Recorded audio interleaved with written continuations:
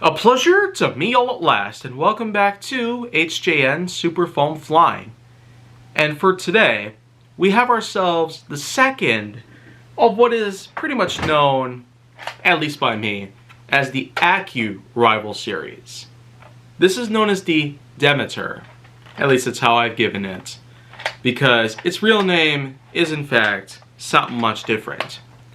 It does seem like that Nerf is in fact not wanting to listen to reason based on trademarks and whatnot, and on rules that they had basically established on this. In any case though, I'm pretty much proud to announce that I do in fact have this exact blaster now, and I'm going to review it for all of you to see. So, how does this compare to that of the Ares? Well, being the second largest blaster out there, with the Poseidon being the first biggest, of course, this actually does pretty darn well. Hasbro has actually once said that it's very similar in shape to that of the Deimos, which if you remember from quite a while ago, I have in fact reviewed that blaster already, but I could see where that was going because it is in fact a clip system blaster that is a rival blaster. It would normally mimic the shape and the like of the Chronos, but with adding a clip onto it, that's apparently what makes it a little bit more original. And in this case, rather than the clip being separate, it is in fact attached to the blaster. It's an inline clip which you can access from this side and basically pull down on this switch here, which pulls the tray down and allows for you to load in some rounds into the breech itself. And then of course you have this right here, which is a little bit awkward by any means, but you use that to prime, and wow, that was impressive. And I feel like that on a higher note right here, with Nerf actually giving everybody everything they need to know about the Accu Rival lineup overall, even going as far to showcase actual testing results on the boxes themselves. It really does make you wonder, what are they going to plan from here on out?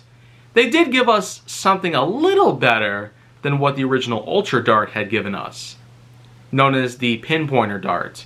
But of course, we know where that pretty much went. They started calling them the Ultra AccuStrike Darts. What was the matter with the Pinpointer Darts to begin with? What was the problem with that name?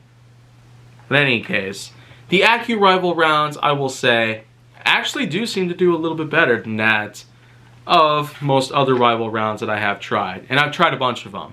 You got the original, the Edge series, the Camo series.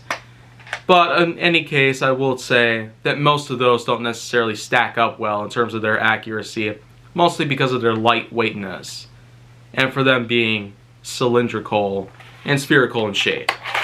But in this case though, we do have something a little bit different. And in any case, wow, I probably would have to eject the round out. So,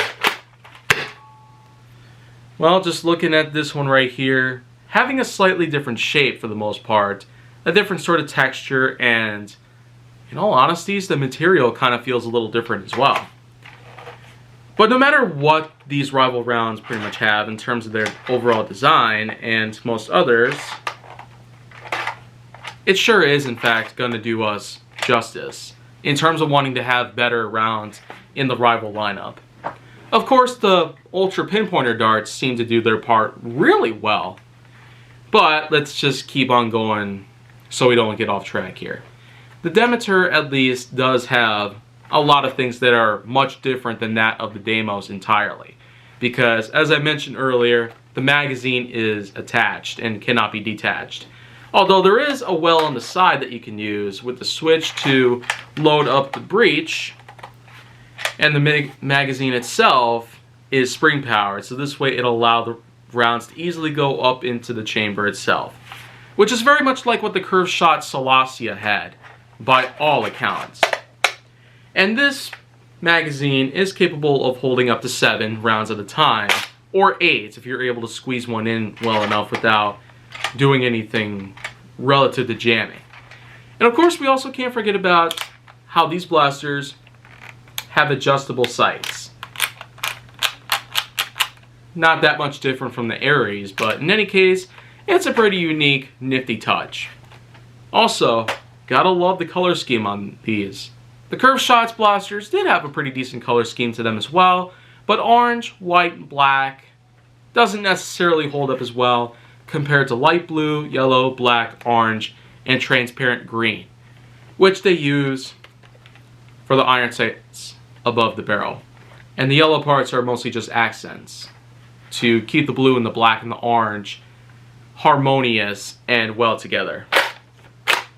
I do consider this to be a good blaster by any means. Also quite a value.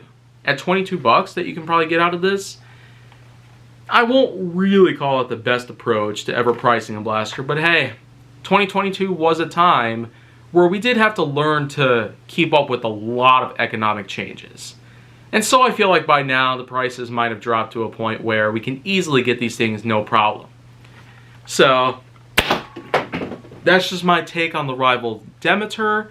And the rival AccuStrike series surely did do a pretty good job out there. Rival AccuStrike, or AccuRival, as I've pretty much dubbed it myself, is pretty much what we should be expecting. More from Rival, more from Hasbro, more good stuff to show up. And if they can also do a good job at keeping up with the Ultra line and the Super line, because let's just say that the same year, 2022, there have definitely been a lot of great blasters we've seen from that year as well, in both the Super and Ultra. Rival did a pretty good job, but those two lineups seem to have succeeded far more than we would have possibly expected. And so in any case, that's basically just how I feel about the rival Demeter, the medium-sized AccuRival blaster that came out in 2022. And then of course there was the third one, the largest of the trio, the Poseidon. And if you're wanting to guess exactly where it is on the wall right now, as it is in fact in the frame of the camera, then you can in fact expect a review from it very soon.